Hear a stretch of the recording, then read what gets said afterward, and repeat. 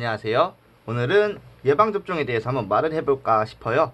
예방접종이라 하면은 미리 예방해서 이제 균을 접종한다 이런 느낌이죠. 그래서 요즘 이렇게 장마철이라서 제가 조금 먼저 말을 해드리자면은 아이들의 컨디션을 봐가면서 접종을 해주세요.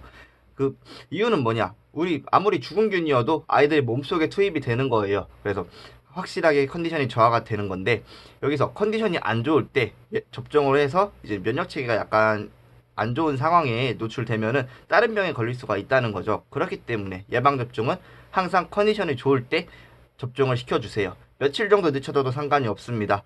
말이 2주 후에 권장하는 것 뿐이지 2주 조금 며칠 지났다고 큰 문제가 생기는 건 아니에요. 그래서 이제 가장 기본적으로 아이들을 처음 데려왔을 때 맞추는 1차에서 5차까지를 말을 해드리자면은 병원마다 다 달라요. 6차까지 있다고 말을 하는 병원들도 있는데 이 6차는 광견병 주사라고 생각을 하시면 돼요. 그래서 광견병 주사를 6차로 포함해서 말해주는 병원이 있고 아니면 1차에서 5차까지 있다 해놓고 광견병 따로라고 말해주는 병원이 있습니다. 그래서 이런 부분에 대해서는 병원에서 직접 전화를 해가지고 상담을 받아보시는 걸 조금 더 권유해드려요. 저희한테 물어보실 수도 있지만 저희가 이렇게 알려드린다 해도 병원 시스템과는 다를 수가 있어요. 그래서 확실하게 말해드리긴 어렵고요. 저희도 병원 가서 맞춘다기보다는 이제 피하 주사 이렇다 보니까 1차부터 5차 이런 거 그냥 아예 약을 사가지고 주사를 맞추는 경우가 많았기 때문에 병원 스타일마다 다 맞춰서 말해드리기가 어렵습니다. 그래서 알아보자면 1차부터 5차까지 있죠. 이 접종은 언제부터 시작되냐? 한 달 반 정도 됐을 때 6주 차부터 시작을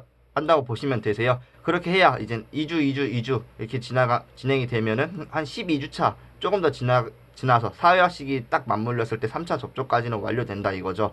그래서 3차, 4차에 뭐가 있냐면 캔넬코프 그게 있을 거예요. 이제 코로나는 이제 2, 3차 이때 같이 포함이 되고 3, 4차 때 캔넬코프가 조금 같이 포함이 돼가지고 접종이 되는 걸 텐데 이제 여기서 이게 어느 정도 접종이 돼서 면역체계 형성되었다면 밖에 나가서 다른 큰 병에 걸릴 확률을 조금 줄어들긴 해요. 사실 완벽히 5차까지 맞추는 걸 권유하는 이유는 이제 우리는 업계에서 일하는 사람들이에요. 그래서 사회성을 위해서 3차 이후에 나가주세요 이랬는데 아이들이 만약에 병이 걸렸다 이러면 저희한테 책임이 돌아옵니다.